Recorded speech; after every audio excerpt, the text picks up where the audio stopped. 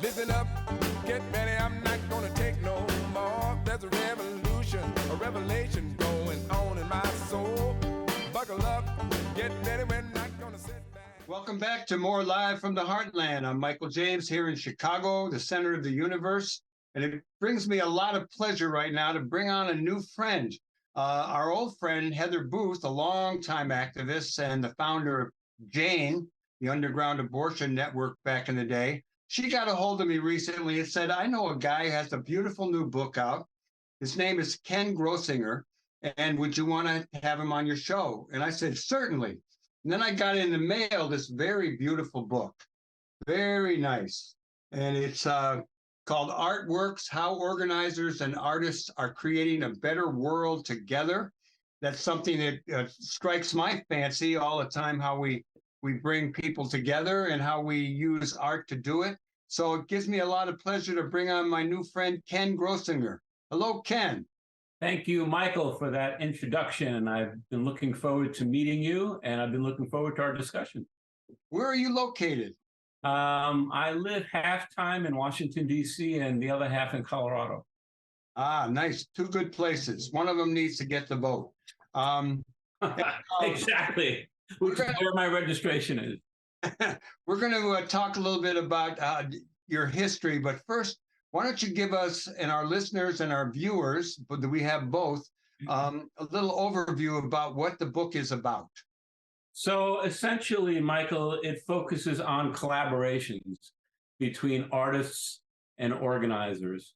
And it does that through the lens of the civil rights and Black Lives Matter movements, through the lens of immigrant and environmental justice, and also takes a look at the role of a couple of institutions, foundations and museums, and the extent to which they support or disrupt social change strategies. Aha, I'm going to ask you about that.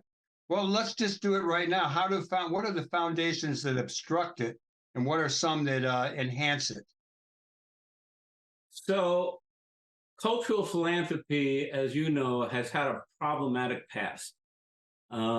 It was driven by white philanthropists who invested their funds in elite art institutions and tried to define the value of art based upon the things that they liked.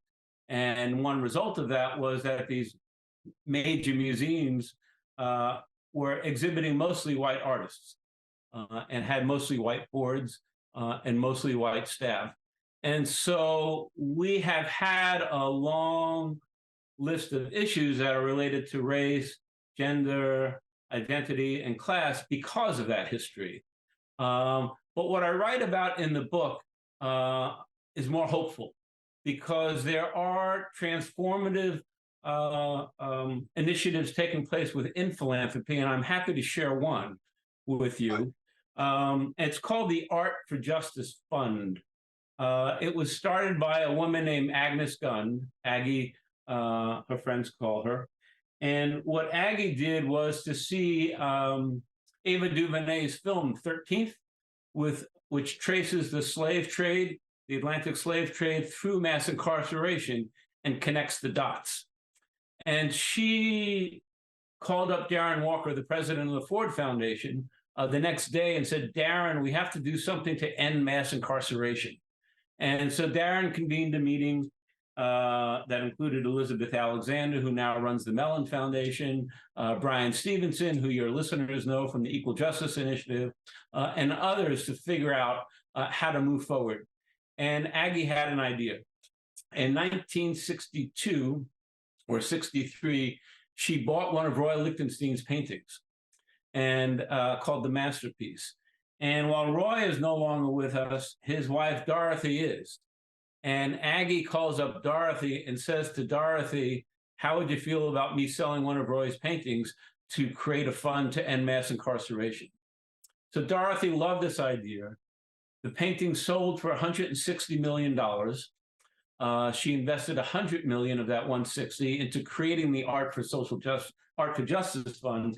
And the significance of it is that it's a spend down foundation, so they're not set up in perpetuity. They want to end mass incarceration now, but they take their lead from the families of those that are incarcerated, who help inform their funding decisions. So you don't have a classic model where you've got a program officer making some recommendations about what they think is going on. You've got people who are living and walking the walk and talking the talk that are driving. And 30% of the recipients of the Art for Justice Fund are actually people that are incarcerated or their family members, and the other money goes to places that they help direct.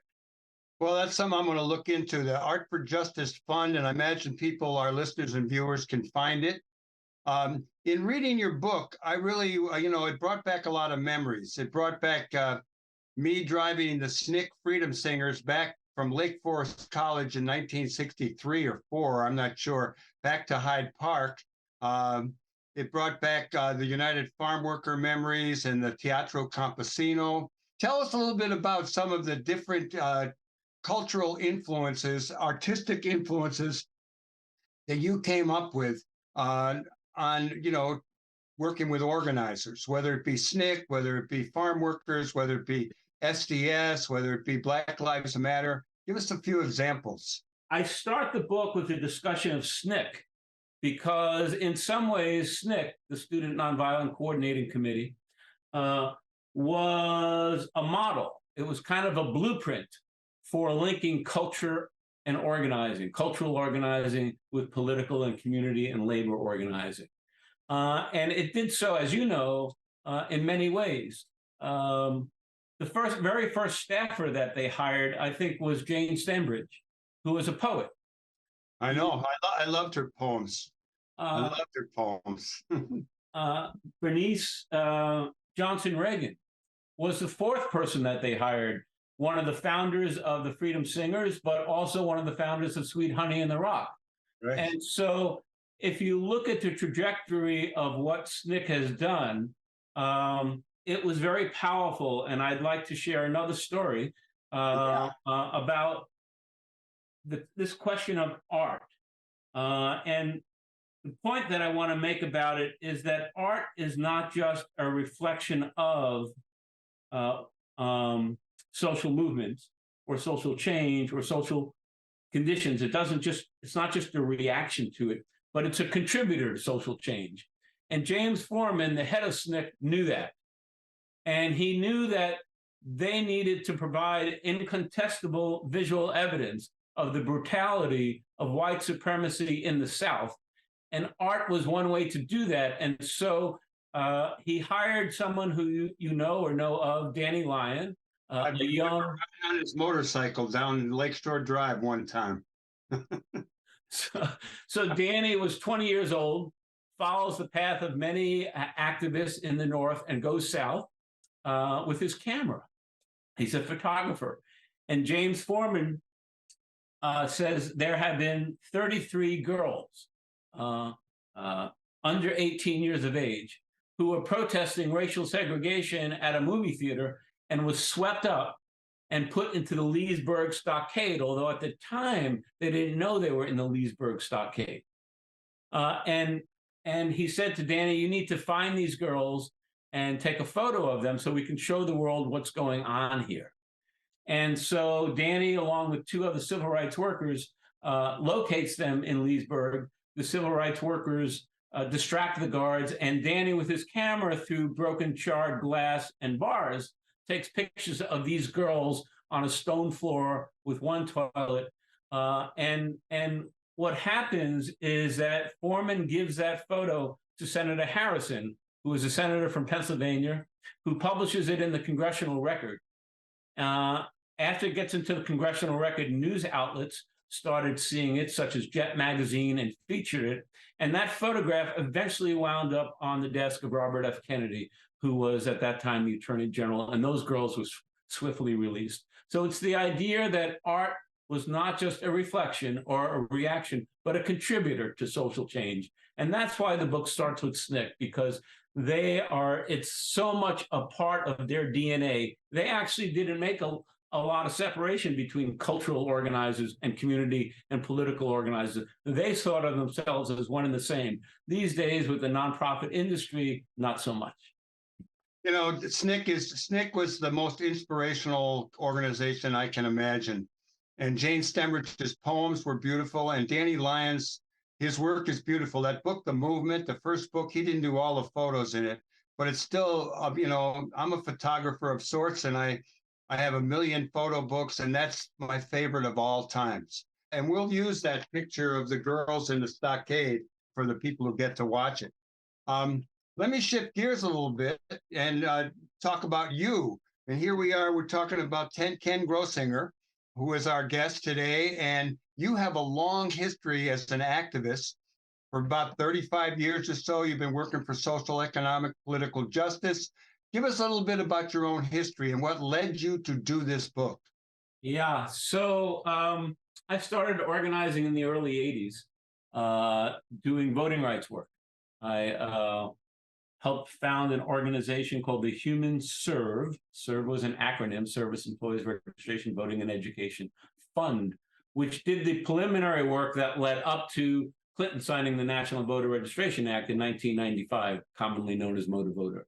So I started out doing community-based, issue-based organizing work, and then went to work for two unions, the Service Employees International Union, and the second being the umbrella organization of unions, the AFL-CIO, which is where I ran legislative field operations. And during that time, when I learned how to think about my craft, art and culture were never a part of the discussion. It was never a part of my training. And so I never practiced it. And when I started teaching younger organizers how to think about their work, I never taught it. And then I married an artist. And I realized just how big a boat we missed. And so, you know, narrative change is so important. If we know that protest movements and lobbying and advocacy campaigns, we know that sometimes we win social policy and legislative victories as a result of that work. But what happens is when power changes hands, those victories often get rolled back. And it's because we don't address the narratives that underlie these political conflicts. And so art has the capacity to do that. And so in some ways, the book is sort of a strategic document and saying, look how art in all of its genres, film, theater, music, and so forth, is used when it's done in connection with social movement organizing. And here's what the impact could be. And so that's why I wrote the book. I wanted to make that case. Ken, do you think there are more artists in all these different aspects of art who are becoming politicized or are doing artwork that they hope will advance the cause that they are concerned with? I don't know. I hope so. Yeah. I think that there are a growing number of artists and a growing number of organizers who are now thinking strategically about how to use their work, artists how to use their work in the service of social movements. And organizers are beginning to think strategically about how to use art and culture in their work. So I do think that there's a coming together. It's just that it's not happening on scale. Yeah, no, we need more of it. And some of it is the money, I think, probably. How do finances figure in? I mean, some people have a big enough reputation that they can, you know, get their stuff where they want and do stuff with it. Other people are, you know, I got to go work for some kind of magazine or newspaper to do art for them to make a buck. Yeah.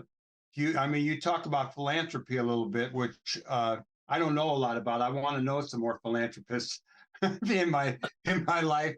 But give us a little bit on that, where you see it going. Well, the Art for Justice Fund was one example of where it's going. It's a little bit complicated is not the right word, but there are clearly some obstacles to collaboration between artists and organizers.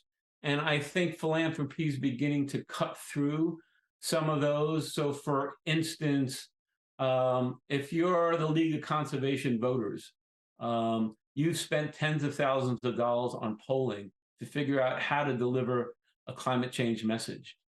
If they want to embrace an artist, then they have to deal with someone that doesn't want their creative impulses stifled. And will say, if you want art, let me do my art. I'm not going to be driven by poll testing. And so it's sort of one thing. A second thing is the timing. Organizers, as you know, we want things done yesterday. We want them done today. We want them done tomorrow. We don't want to wait. But even though artists feel the same urgency as organizers, their timeline, their horizon for change is much different. Hank Willis Thomas, the photographer based in Brooklyn, said social change on his timeline is 10, 20, 30, and 40 years because he's thinking about using his photography to change the narrative, and that's a cumulative buildup. So there are, and then there's a quantitative versus qualitative assessment that organizers versus artists makes. So there's a whole range of issues that the field is grappling with. And I think until the field comes together to overcome those, philanthropy will not. The JPB Foundation said the reason why they fund art and culture is because the organizers told them they can't do this work without it.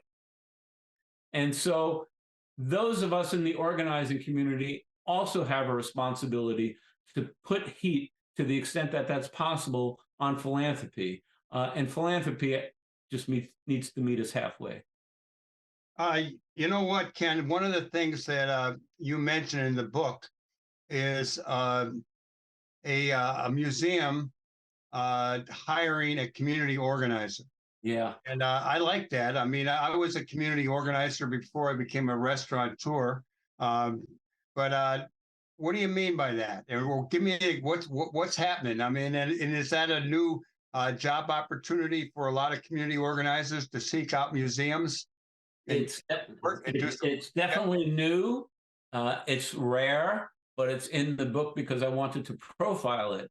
And the museum specifically that we're talking about is the Queens Museum of Art. It's in a section of Queens called Corona. And at that time, the head of the Queens Museum of Art was Tom Finkelpearl, who later became the New York City Commissioner for Arts. And Tom took a look at his audience, took a look at the people that were coming to the museum, and he realized there was no one from Corona there. People were coming in from outside of Corona, but his own community wasn't coming in. And so he wanted to hire an organizer because organizers knock on doors and they talk to people and they have a sense of the community. And he wanted to find out what it would take to engage the Corona community. And after a multi-year process, what the folks in the community said is, we need safe public spaces for our kids and for ourselves. And can you help with that? And he kind of scratched his head and said, well, I'm a museum. And but he said, we're going to try. And what he did is he helped raise money. He used his own connections within philanthropy, used part of his own budget from the Queens Museum of Art. And he began to bring in community organizations from Corona to the Corona Plaza.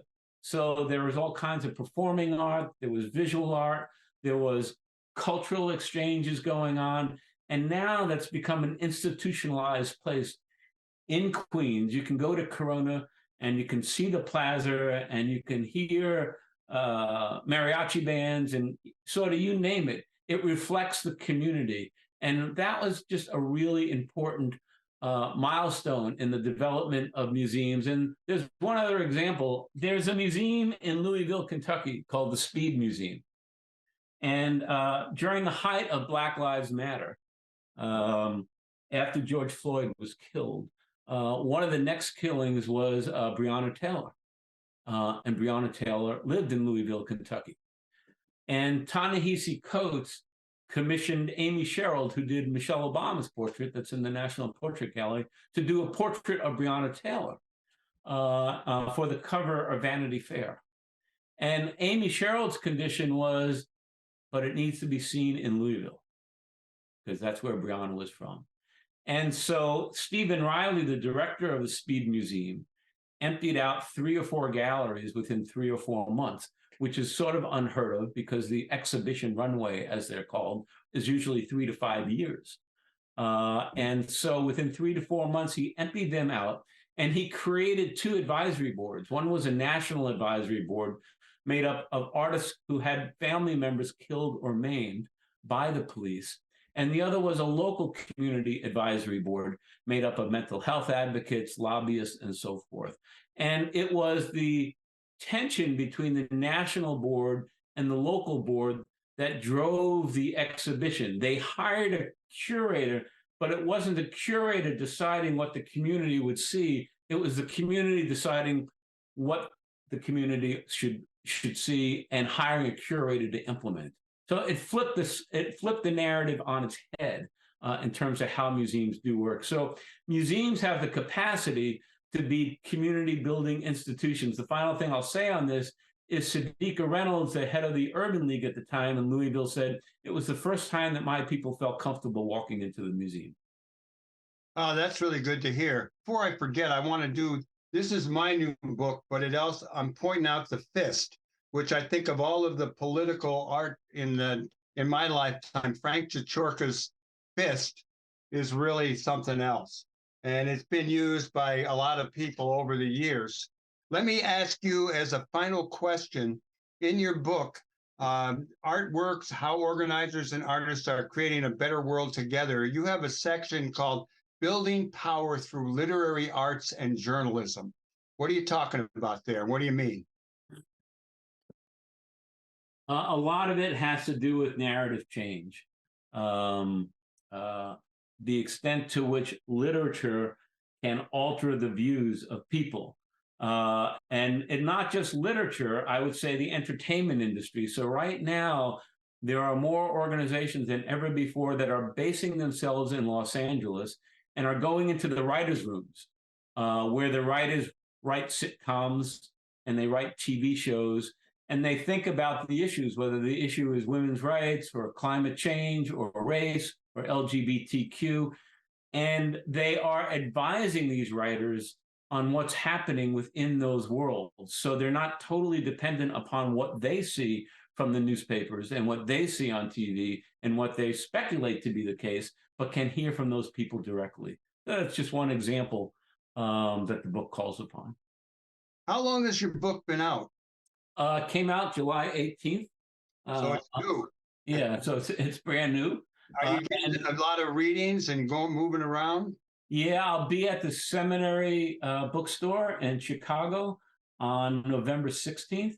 And then I'm making the rounds. I mean, I've been very excited that there are a number of community organizations like People's Action, for instance, that had me speak about the book at a convention of 1,000 people and bought 500 books to distribute to their members because they want to figure out how to do this stuff. Well, that's great. And I hope to see you at the seminary on, I think it's Thursday, the 16th. And I'm going to look forward to meeting you and talking. You talked about Queens. We love Queens. I've got 3 kids and their families living in Queens. I've got photos I did of Louis Armstrong's backyard in Queens. Queens is a wonderful place. Next to Chicago is probably the best. Okay, and this was really nice. I'm so glad Heather Booth introduced us. Ken Grossinger, new book, Artworks. You're a hell of a guy, and I'm going to look forward to staying in touch with you. Thanks so much, Michael.